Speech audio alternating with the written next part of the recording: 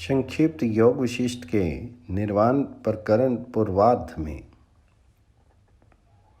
सर्ग 109 में ध्यान से सब कुछ जान करके राजा शिखीध्वज का आश्चर्यचकित होना और प्रशंसा पूर्वक चौड़ाला का आलिंगन करना तथा उसके साथ रात बिताना प्रातःकाल संकल्प जनित सेना के साथ दोनों का नगर में आना और 10,000 वर्षों तक राज्य करके विधेय मुक्त होना।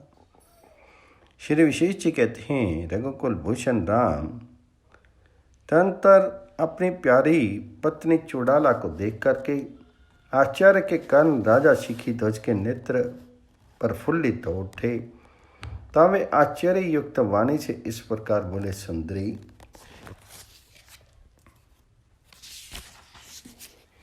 तुम अपने शीर से, व्यवहार से, मंद मुस्कान से, अनुनय विनय से तथा पत्नी संबंधी विलास से ऐसी उपलक्षित हो रही हो मानो मेरी भार्या चौड़ाला की ही प्रतिमूर्ति हो। चौड़ाला ने कहा, प्रभु, हाँ, ऐसा ही समझिए, निसंदेह मैं चौड़ाला हूँ। आज मैंने अपने पहले के स्वाभाविक शीर से साक्षात आपको प्राप्त किया है। इस वन में मैंने जो कुंभ आदि के देह निर्माण द्वारा माया प्रपंच प्रकट किया था, वह तो केवल आपको प्रबुद्ध करने के लिए ही था। महाराज, जब आप मोहवश राज्य का परित्याग करके तपस्या के लिए वन में चले आए, तभी से मैं आपको ज्ञान संपन्न बनाने के लिए प्रयत्न कर रही थी। भूपते, इस कुंभ वेश से मैंने ही आपको प्रबुद्ध किया है। मैंने माया द्वारा जो कुंभ, मदनिका आदि के शीर का निर्माण किए थे, उसका एकमात्र प्रयोजन आपको प्रबुद्ध करना ही था। वास्तव में कुंभ आदि कुछ भी सत्य नहीं है। राजन, यदि मेरी बातों पर विश्वास न आता हो तो अब तो आप जानने योग्य परमात्मा को जान चुके हैं। यदि ध्यान लगाने से आप ये सारा दृश्य अविकल रूप से देख सकेंगे। इसलिए तत्वज्ञ, आप शीघ्र ही ध्यान लगा करके देखिए। चौड़ाला के ऐसा कहने पर राजा आसन लगा करके बैठ गए और ध्यान द्वारा उन्होंने अपना सारा वृत्तांत अच्छी तरह से जान लिया।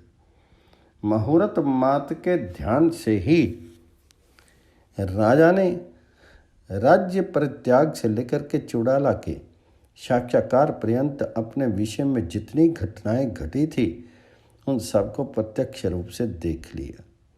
तत्पश्चात समाधि भंग होने पर हर्ष अतिरेक से राजा के नेत्र कमल विकसित हो उठे। भुजाएं रोमांच के कारण उज्जवल हो गई। उन्होंने तुरंत ही दोनों ही भुजाओं को फैला करके अपनी प्रीतमा पत्नी चौड़ाला का गाढ़ आलिंगन किया। उस समय स्नेह घनीभूत होकर के टपक रहा था। आंखों से प्रेम अश्रु झर रहे थे और प्रेम स्फुरित हो रहा था। तदंतर शिखीध्वज ने कहा, प्रिय, तुम बाल चंद्रमा के सदृश सुंदरी हो, फिर भी तुमने अपने पति के लिए चिरकाल तक कितना दारुण कष्ट उठाया है। मैं इस दुष्टर भावकूप में डूब रहा था। तुमने अपनी जिस सत्वमयी बुद्धि के आश्रय से मेरा उससे उद्धार किया है, तुम्हारी उस बुद्धि की उपमा भला किससे दी जा सकती है? वह अनुपमेय है। सुंदरी, अलौकिक सौंदर्य वाली नारियां में भी श्री, कांति, क्षमा, मैत्री और करुणा आदि उत्तम रूपवती मानी जाती हैं, परंतु तुम तो उन सभी में मुख्य प्रतीत हो रही हो। तुमने घोर प्रयत्न करके मुझे ज्ञान संपन्न बनाया है। इस उपकार के बदले में मैं ऐसा कौन सा कार्य करूं जिससे तुम्हारा मन प्रसन्न हो? प्रिय, जो कुलीन स्त्रियां होती हैं, ये उद्योगपरायण होकर के अनादि काल से चले आते हुए अत्यंत गहन से भी गहन मोहरूपी सागर में पड़े अपने पति का उद्धार कर ही लेती हैं। यहाँ तक कि कुलांगनाएं अपने पति के लिए सखा, भ्राता, सुहृद, भृत्य, शिक्षक, मित्र, धन, सुख, शास्त्र, घर, दास आदि सब कुछ बन जाती हैं। अतः जिनमें इस लोक तथा परलोक दोनों का संपूर्ण सुख प्रतिष्ठित है, उन कुलांगनाओं का सभी प्रयत्नों द्वारा श्रद्धा सम्यक रूप से आदर सत्कार करना चाहिए। रूप सौजन्य और उत्तम उत्तम गुण रूपी रत्नों से भूषित प्रिय, तुम पतिव्रता सती हो। तुम्हारी सारी इच्छाएं शांत हो गई हैं और तुम संसार सागर से पार हो चुकी हो। ऐसी दिशा में तुम्हारे इस उपकार का प्रतिशोध मैं कैसे कर सकूंगा। तब चुड़ैला बोली, पतिदेव, बारंबार शुष्क क्रिया जाल में फंस करके जब आपका आत्मा व्याकुल हो जाता था, तब उसे देखकर मैं आपके लिए अत्यंत चिंता आतुर हो जाती थी। इसलिए आपके आत्मा को ज्ञान संपन्न बनाकर मैंने अपना ही तो स्वार्थ सिद्ध किया है, अपनी चिंता का तो नाश किया है। इसमें आपका क्या उपकार किया? आप तो स्वयं ही इस बात को लेकर के मेरी प्रशंसा कर रही हैं। तो शिखी ध्वज ने कहा, वरारोहित, ठीक है, तुम जिस प्रकार के शुभ स्वार्थ का संपादन कर रही हो, वैसा ही स्वार्थ सभी कुलांगनाएं सिद्ध करें। चुड़ैला बोली, देव, यह करूं, ये ना करूं, इसे प्राप्त करूं, इस प्रकार की बुद्धि की अपक्व दशा जनित कोमलता रूप जो स्थिति थी, उसका आप क्या अपने अंदर उपहास कैद करते हैं?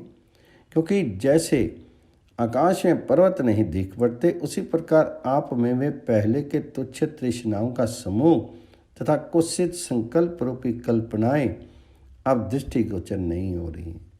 प्रीतम, अब आपका कैसा स्वरूप बन गया है? किस वस्तु में आपकी निष्ठा है और आप क्या चाहते हैं? विभु, आप अपनी पिछली शारीरिक चेष्टाओं को कैसा देखते हैं? शिखीध्वज ने कहा, प्रिय, जिस जिसके अंदर तुम हो, उसी उसी के अंदर मैं उपस्थित हूँ। मैं इच्छा स्पृहा से तथा एक देशता से रहित हो गया हूँ। आकाश के समान निर्मल हूँ, शांत हूँ एवं वास्तविक परमार्थ स्वरूप परमात्मा हूँ। ब्रह्मलोचनी, मैं समस्त वस्तुओं की निष्ठा से मुक्त एकमात्र चिन्ह में परमात्मा स्वरूप हूँ। पतिव्रते, जो तत्व वस्तु सच्चिदानंद घन ब्रह्म है, वही मैं हूँ।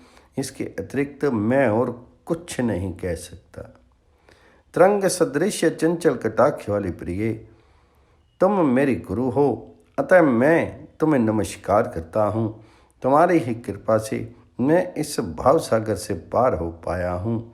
अब मैं शांत अपने ब्रह्म स्वरूप में स्थित कोमल प्रयत्नशील आसक्ति और एक देशता से रहित सर्वव्यापक और वास्तव में सबसे अतीत निर्मल आकाश की तरह स्थित हूँ। चुड़ैला बोली, प्राणनाथ, आप तो महान सत्य संपन्न तथा मेरे हृदय वल्लभ हैं। आपकी बुद्धि अगाध है। प्रभु, बतलाइए, ऐसी दिशा में अब आप क्या चाहते हैं? तो शिखीध्वज ने कहा, कृशांगी, चित्त के इच्छा और आसक्ति से रहित हो जाने के कारण मैं प्रारब्ध के अनुसार न्यायता प्राप्त वस्तु की न तो प्रशंसा करता हूँ और न निंदा ही करता हूँ। अतः तुम्हारी जैसी इच्छा हो वैसा ही करो। तो चुड़ैला बोली, जीवन मुक्त स्वरूप महाबाहो, यदि ऐसी बात है तो अब आप मेरा मत सुनिए और उसे सुनकर के तदनुकूल आचरण कीजिए। महाराज, सर्वत्र अद्वैत का बोध होने से हम लोगों के अज्ञान का विनाश हो गया है। अतः अब हम लोग सारी इच्छाओं से मुक्त होकर आकाश की तरह निर्मल रूप में स्थित हैं। प्रभु, इस समय राज्य शासन द्वारा क्रमशः अपनी अवशिष्ट आयु बिता करके कुछ काल के बाद हम लोग विधेय मुक्त हो जाएंगे। इसलिए नाथ, अब आप अपने नगर में लौट चलिए और राज सिंहासन पर बैठ करके राजकाज संभालिए। रमणियों की भूषण स्वरूपा मैं आपकी पटरानी होकर के रहूंगी। राजन, ना तो मुझे भोगों की इच्छा है, ना विभूतियों की। मैं तो स्वभाववश जो कुछ भी न्यायता प्राप्त हो जाता है उसी से निर्वाह करती हूँ। ये स्वर्ग, राज्य अथवा क्रिया कोई भी मेरे लिए सुखदायक नहीं। मैं तो अपने स्वरूप में स्थित होकर के तदनुकूल व्यापार से युक्त होके अपनी वास्तविक स्थिति के अनुसार बिना किसी शोभ के स्थित रहती हूँ। ये सुख है, ये दुख है। इस द्वंद्व के नष्ट होने के साथ साथ मैं शांत परम पद में सुखपूर्वक स्थित हूँ। शिखीध्वज ने कहा, विशाल नेत्र वाली प्रिय, तुमने अपनी निर्विकार बुद्धि से जो कुछ कहा है वह ठीक ही है। हमें राज्य के ग्रहण अथवा त्याग से क्या प्रयोजन है? हम लोग सांसारिक सुख दुख की चिंता और मत्सर से रहित, मत्सर शून्य और ब्रह्म स्वरूप में स्थित हुए यथा प्राप्त स्थिति के अनुसार निवास करेंगे। इस प्रकार वहाँ उन दोनों निर्दोष एवं प्रेमी पति पत्नी के बहुत देर तक परस्पर वार्तालाप करते हुए सायंकाल हो गया। तब उन दोनों ने उठ करके अपना दैनिक कार्य संपन्न किया। वे दोनों जीवन मुक्त तो थे ही, अतः स्वर्ग की सिद्धि का अनादर करके सर्वथा समचित होकर वे दोनों एक ही शैया पर बैठ गए। उनकी वह रात्रि तरह तरह की प्रेम भरी चेष्टाओं की पूर्ति में ही बीत गई। श्री विशेष जी कहते हैं, रघुनंदन, तदंतर प्रातःकाल होने पर वे प्रेमी दंपत्ति उस सुंदर कंदरा में बिछे हुए कोमल एवं चिकने पत्तों के आसन पर उठकर बैठ गए। उस समय चुड़ाला ने कहा, प्रभु, आपका ये शांत तेज स्वरूप केवल मुनियों के योग्य है, अतः इसका परित्याग करके अब आपको इंद्र आदि अष्ट लोकपालों के समान तेजस्वी रूप धारण करना चाहिए। उस वन में चुड़ाला के यूँ कहने पर राजा शिखीध्वज ने ठीक है, ऐसा ही करूँगा, यूँ कह करके महाराज का स्वरूप धारण कर लिया और अपनी प्रिया चुड़ाला से कहा, कमल दल के सदृश नेत्र वाली प्राण वल्लभे, अब तुम्हें चाहिए कि क्षण भर में ही अपनी सत्य संकल्प से महान वैभव से युक्त विशाल सैन्य दल एकत्र कर दो। अपने पति की यह बात सुनकर सुंदरी चुड़ाला ने ज्यों ही सेना का संकल्प किया, त्यों ही उन दोनों ने देखा कि एक विशाल सेना सामने प्रत्यक्ष खड़ी है, जिसने उस कानन को ठसाठस भर दिया है। वे हाथी घोड़ों से भरी पूरी है तथा पताकाओं से आकाश को पूर्ण सा कर रही है, जिसकी तुरही आदि के शब्द पर्वतों की गुफाओं तथा गहन कोटरों को प्रतिध्वनित कर रही हैं। तब उस सेना में, जिनके चारों ओर राजा लोग मंडलाकार में खड़े थे और रिष्ट पुष्ट सामंत जिनकी रक्षा कर रहे थे, ऐसे एक मध्यस्त्रावी गजराज की पीठ पर राज दंपति सवार हुए। तत्पश्चात अपनी प्रीतमा महारानी सहित महाबली राजा शिखीध्वज ने पैदल सैनिकों तथा रथों से खचाखच भरी हुई उस विशाल सेना के साथ उस वन से प्रस्थान किया। उस महेंद्र पर्वत से चल के राजा शिखीध्वज मार्ग में कानों सहित पर्वत, देश, नदी और ग्रामों को देखते हुए तथा अपना सारा वृत्तांत एवं तद अंतर्गत घटनास्थल अपनी प्रिया चुड़ाला को दिखाते हुए थोड़े ही समय के बाद अपनी पुरी में जा पहुँचे, जो स्वर्ग के समान शोभायमान हो रही थी। वहाँ पहुँचने पर जय जयकार की तुमुल नादों से जब राजा ने सम्मानित सामंतों को पता लगा कि महाराज पधार रहे हैं, तब वे उनके स्वागत के लिए सेना लेकर के नगर से बाहर निकले। उस समय तुरई के तुमुल नाद से निनादित हुई दोनों सेनाएं एकम मेक हो गई। तत्पश्चात राजा शिखीध्वज ने उन दोनों सेनाओं के साथ नगर में प्रवेश किया। उस समय नगर की नारियां राजा के ऊपर अंजलि भर भर कर लाजा और पुष्पों की वर्षा कर रही थी। राजा शिखीध्वज व्यापारियों के मार्ग को, जो उत्तरोत्तर पर रमणीय था, देखते हुए राजमहल में प्रतिष्ठित हुए। वह महल ध्वजा पताकाओं से खूब सजाया गया था और राजा के योग्य सारी मांगलिक वस्तुओं में संपन्न था। वहाँ राजा ने नमस्कार करते हुए प्रजावर्ग का भली भांति सम्मान किया। इस प्रकार 7 दिनों तक नगर में बड़े धूमधाम के साथ उत्सव मना करके राजा अपने अंतःपुर में निवास करते हुए अपने राज्य का पालन करने लगे। श्री राम इस प्रकार भूतल पर चुड़ाला के साथ 10,000 वर्षों तक राज्य करने के पश्चात राजा का देह अवसान हो गया। वे महाबुद्धिमान नरेश इस शरीर को त्याग करके परम पद स्वरूप निर्वाण को प्राप्त हो गए। श्री राम राजा शिखी ध्वज के भय और विषाद नष्ट हो गए थे। मान और मत्सर्य से वे रहित हो गए थे तथा वे न्याय युक्त प्राप्त शास्त्रोक्त स्वाभाविक कर्मों का संपादन करने वाले थे। भोगों में उनकी वैराग्य बुद्धि हो गई थी और वे सब में समरूप ब्रह्म दृष्टि से युक्त हो गए थे। इस प्रकार उपयुक्त बोध के द्वारा उन्होंने मृत्यु की जन्म मरण को जीत करके 10,000 वर्षों तक एक छत्र राज्य किया था। सर्ग 109 और 110 समाप्त हुआ। 111वें सर्ग में बृहस्पति पुत्र कच्छ की सर्व त्याग साधन से जीवन मुक्ति, मिथ्या पुरुष की आख्यायिका और उसका तात्पर्य। श्री वशिष्ठ जी कहते हैं, रघुनंदन, ये शिखी ध्वज की कथा मैंने तुमसे आद्योपांत कह दी। श्री राम, राजा शिखी ध्वज ने जिस प्रकार व्यवहार करते हुए राज्य किया उसी प्रकार तुम भी राज्य व्यवहार करो। शिखी ध्वज की तरह ही बृहस्पति के पुत्र कच्छ ने भी ज्ञान प्राप्त किया था। श्री रामचंद्र जी ने कहा, भगवान, बृहस्पति के पुत्र समस्त वैभवों से परिपूर्ण कच्छ ने जिस क्रम से ज्ञान प्राप्त किया था उस क्रम को संक्षेप में मुझसे कहिए। तो श्री वशिष्ठ जी बोले, श्री राम, देवताओं के आचार्य बृहस्पति के पुत्र श्रीमान कच्छ ने राजा शिखी ध्वज की तरह ही सर्वोत्तम ज्ञान प्राप्त किया था। इसकी कथा तुम सुनो।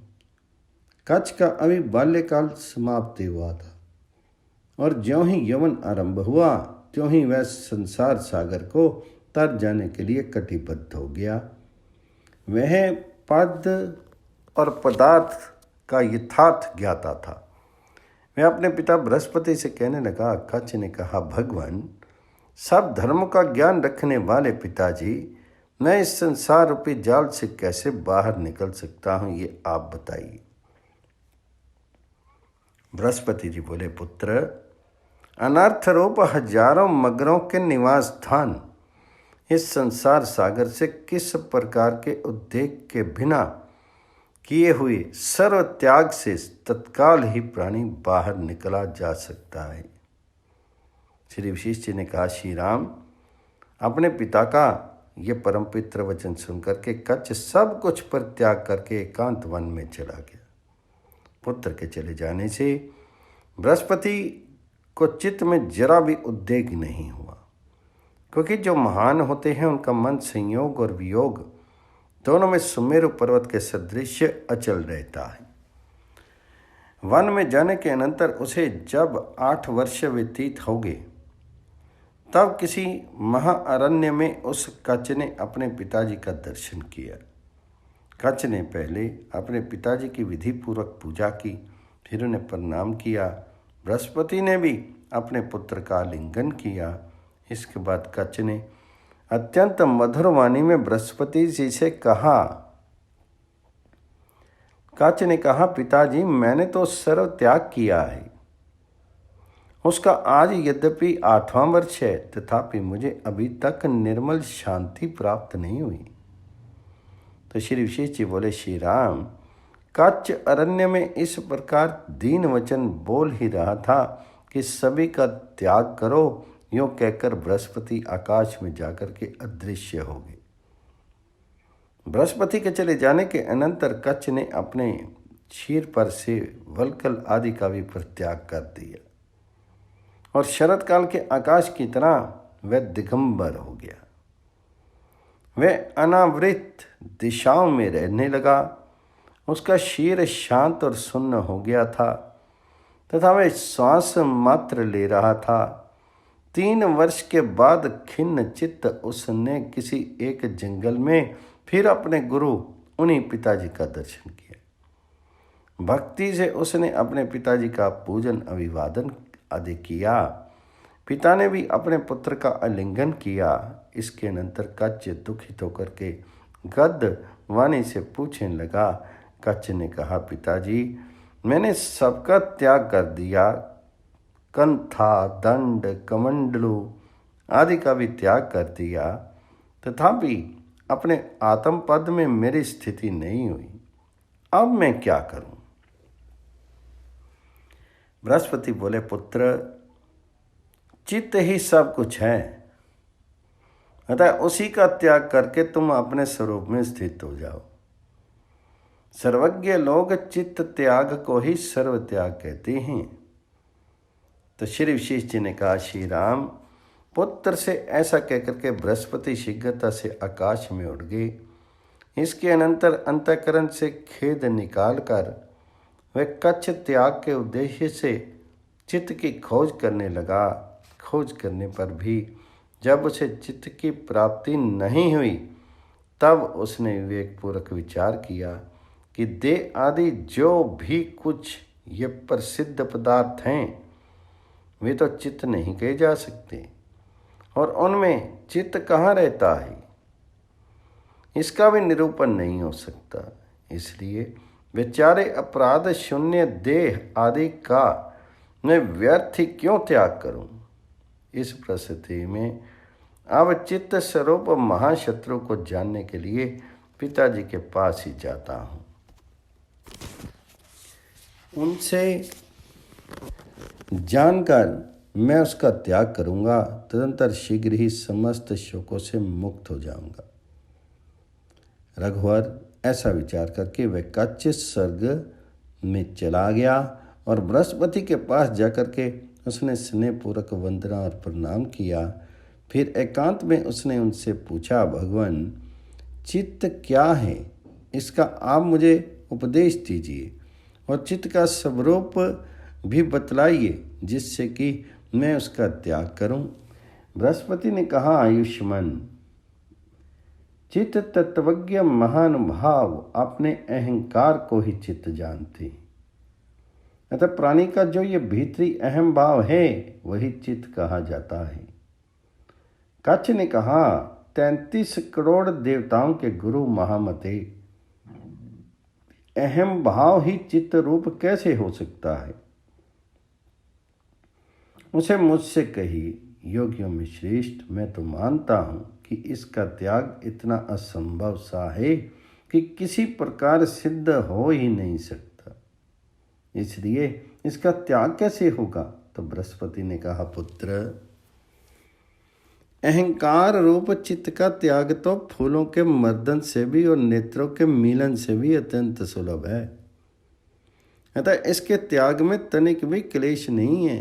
तने इसका त्याग जिस उपाय से सुलभ होता है, यह उपाय मैं तुम्हें बताता हूँ, सुनो। जो वस्तु केवल अज्ञान से उत्पन्न होती है, उसका परमात्मा के यथार्थ ज्ञान से विनाश हो जाता है। पुत्र, जैसे मिथ्या ब्रह्म कुछ वस्तु नहीं है, वैसे ही अहंकार भी वास्तव में कुछ है ही नहीं।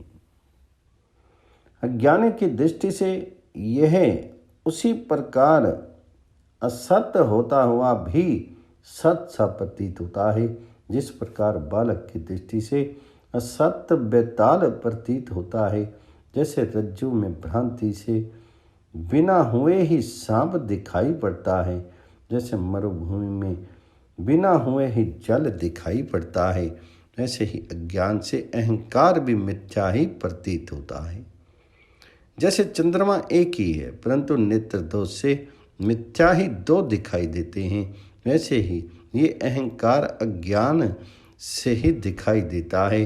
वह अज्ञान से प्रतीत होता है, इसलिए तो असत्य नहीं है और वास्तव में है नहीं। इसलिए सत्य नहीं है, एक आदि और अंत से रहित चैतन्य मात्र, सभी ओर से निर्मल, आकाश से भी अत्यंत स्वच्छ सर्व अनुभव रूप परमात्मा ही सत्य वस्तु है।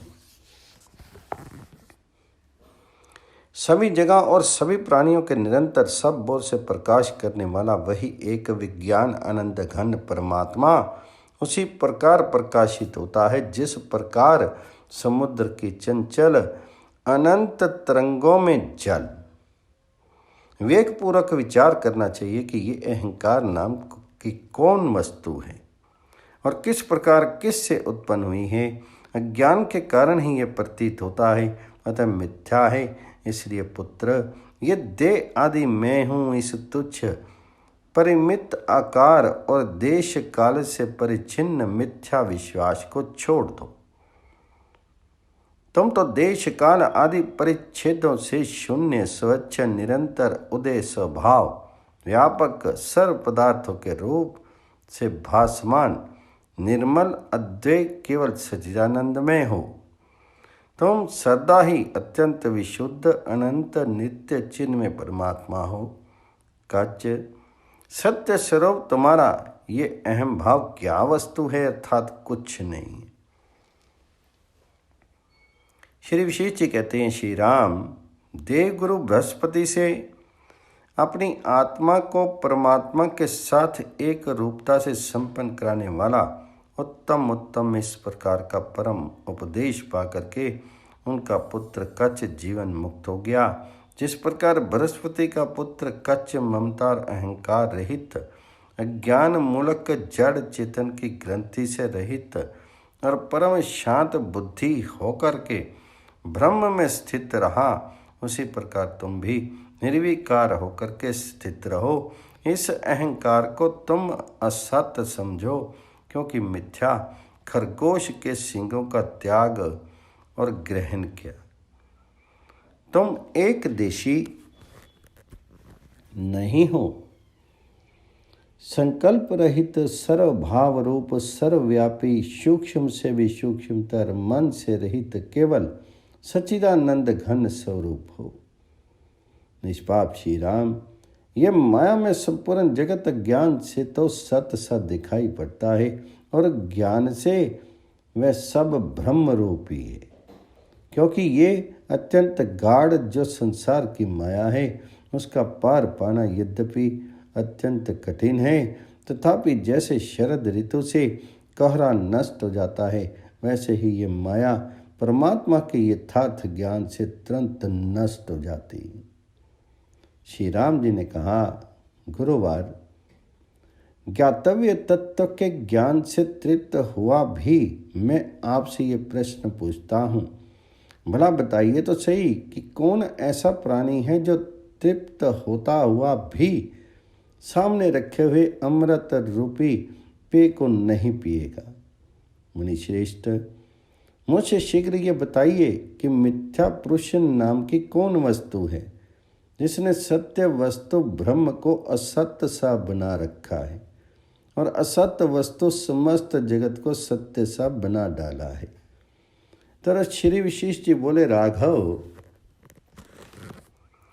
मिथ्या पुरुष को जानने के लिए ये सुंदर हास्यप्रद आख्यायिका तुम सुनो, जो मेरे द्वारा कही जाती है। महाबाहो, कोई एक माया यंत्र में पुरुष था, न केवल बालक के सदृश तुच्छ बुद्धि मूढ़ और अज्ञान से आवृत था, न किसी एक निर्जन एकांत प्रदेश में उत्पन्न हुआ था और उसी शून्य प्रदेश में रहता था। वह वास्तव में आकाश में नेत्र दोष से दिखाई पड़ने वाले केशव के झुंड सदृश और मरुभूमि में मृग तृष्णा जल के सदृश मिथ्या ही था। वहाँ वृद्धि को प्राप्त हुए उस मिथ्या पुरुष के मन में यह संकल्प हुआ कि मेरी प्रिय से प्रिय वस्तु आकाश है, अतः उसे कहीं पर रख करके स्वयं मैं ही उसकी बड़े आदर से रक्षा करूं। इस प्रकार विचार करके आकाश की रक्षा के लिए उसने एक घर का निर्माण किया। रघुनंदन, तदंतर उस घर के अंदर उसने ये आस्था बांध ली कि यह आकाश मेरा है और इसकी मैंने रक्षा की है, तथा उस ग्रह आकाश से वह संतुष्ट हो गया। इसके अनंतर कुछ काल के बाद वह उसका घर नष्ट हो गया।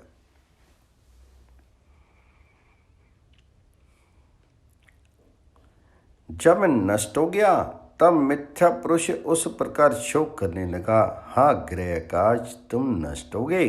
अरे तुम एक ही क्षण में कहाँ चले गए। हा हा, तुम टूट गए, तुम बड़े अच्छे थे। इस प्रकार सैकड़ों बार शोक करके फिर उस दुर्बुद्धि मिथ्या पुरुष ने वहां पर आकाश की रक्षा करने के लिए एक कूप का निर्माण किया और उसी कूप आकाश की रक्षा में तत्पर होकर के संतुष्ट हो गया।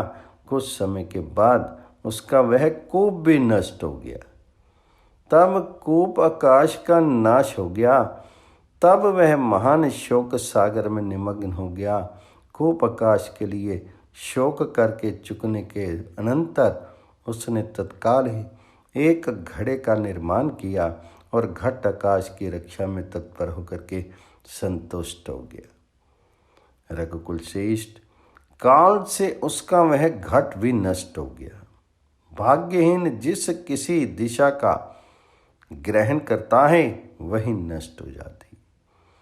घड़े के आकाश का शोक कर लेने के बाद उसने आकाश की रक्षा के लिए कुंड का निर्माण किया और पहले की तरह ही कुंड आकाश की रक्षा के लिए तत्पर होकर के संतुष्ट हो गया। कुछ काल के बाद उसका कुंड भी उसी प्रकार विनाश को प्राप्त हो गया। जिस प्रकार तेज से अंधकार का नाश हो जाता है, कुंडाकाश के विषय में भी उसने महान शोक किया। कुंड के आकाश का शोक करने के बाद उसने आकाश की रक्षा के लिए एक ऐसे घेरे का निर्माण किया जिसमें चारों ओर कमरे तथा बीच में एक बड़ा कमरा था। फिर उसी के आकाश की रक्षा में तन में होकर के वह संतुष्ट हो गया, जिसने अनेक प्रजाओं का ग्रास कर लिया है। समय पर वह काल इस घर को भी खा गया, उससे भी वह शोक निमग्न हो गया। उस चतुशाल घर के शोक के बाद उसने आकाश की रक्षा के लिए मेघाकार कोठार बनाया और फिर उसी के आकाश की रक्षा में निरत हो संतुष्ट हो गया। उसके उस कुसूल को भी काल ने वैसे अपहृत कर लिया जैसे वायु मेघ को अपहृत कर लेता है। उस कुसूल विनाश के शोक से मैं अत्यंत संतप्त हो गया। इस प्रकार घर, चतुशाल, कुंड और कुसूल आदि से आकाश की रक्षा करते हुए उस मिथ्या पुरुष का यह कभी समाप्त न होने वाला काल बीतता ही जाता था। श्री राम इस प्रकार गहन घर, कूप, कुंड आदि उपाधियों से आकाश को आत्म बुद्धि से पकड़कर स्थित हुआ। वह मिथ्या पुरुष गमन अगमन की आसक्ति से मूढ़ और विवश होकर के एक दुख से अति कठिन दूसरे दुख में आता और जाता रहता है। श्री रामचंद्र जी ने कहा, प्रभु, मिथ्या पुरुष के प्रसंग से आपने जिस माया में पुरुष का कथन किया वह किस अभिप्राय से किया है और उसके द्वारा किए गए आकाश रक्षण का भी क्या अभिप्राय है, ये मुझसे कहिए। तो श्री विशेष जी बोले, श्री राम सुनो, अभी जो मैंने मिथ्या पुरुष की कथा तुमसे कही है उसका यथार्थ तात्पर्य तुमसे प्रकट करता हूँ। रघुनंदन, मैंने माया यंत्र में जिस मिथ्या पुरुष का उस कथा में उल्लेख किया है उसे तुम अंधकार ही जानो। वह शून्य आकाश में माया से उत्पन्न हुआ है। जिस माया में आकाश के एक कोने में ये जगत स्थित है वह स्वयं सृष्टि के आदि में भी असीम, असत्य और शून्य रूप ही रहता है। उस माया आकाश के अंदर प्राणियों से अत्यंत गम्य पर ब्रह्म परमात्मा विराजमान है और उसी ब्रह्म रूप माया आकाश से आरंभ में अहंकार का वैसा ही उदय होता है जैसे आकाश से शब्द और वायु से स्पंदन का उदय होता है। वह अहंकार ही पूर्वोक्त कथा का माया पुरुष है और वही मिथ्या पुरुष है, क्योंकि माया से ही अहंकार उत्पन्न हुआ है। वह असत एवं मिथ्या रूपी है। कुआं, कुंड, चतुशाल, घड़ा आदि शीरों की रचना कर मैंने उनके स्वरूप की रक्षा की। यो अहंकार ने ही आकाश में संकल्प किया था। जगत आकार रूप विभ्रमों से ये अहंकार ही जीवात्मा को मोहित करता है। उस व्यापक शून्य भूत आकाश रूप ब्रह्म में ये जगत निश्चय ही मिथ्या है। उसी में वह अहंकार रूप पुरुष मिथ्या ही सुख दुख का अनुभव करता हुआ स्थित था। श्री राम, आकाश में आकाश की रक्षा करते हुए उस मिथ्या पुरुष ने घट आदि का निर्माण कर उसके आकाशों का रक्षण करने में अनेक तरह के क्लेशों का भी अनुभव किया था। जो आत्मा है वह तो आकाश से भी बड़ा है, परम शुद्ध है, अत्यंत सूक्ष्म है, परम कल्याण रूप तथा शुभ है। उसको कौन पकड़ सकता है और कौन उसकी रक्षा कर सकता है। जैसे घट आदि के नष्ट हो जाने पर घट आदि का आकाश कभी नष्ट नहीं होता, वैसे ही देहों के नष्ट हो जाने पर निर्लेप जीवात्मा का कभी विनाश नहीं होता। श्री राम, ये आत्मा शुद्ध केवल चिन्ह में तथा आकाश और अणु से भी अत्यंत सूक्ष्म एवं अहंकार से रहित नित्य सप्रकाश रूप चेतन ही है। इसलिए आकाश के समान उसका नाश नहीं होता। वास्तव में तो कहीं किसी समय ना कुछ उत्पन्न होता है और ना मरता ही है। केवल ब्रह्म ही जगत के रूप में प्रकाशित हो रहा है। आदि मध्य और अंत से तथा उत्पत्ति एवं विनाश से रहित वह परमात्मा एक अद्वितीय सत्य परम पद स्वरूप और शांति में है। सर्ग 111, 12 और 113 पूर्ण हुआ।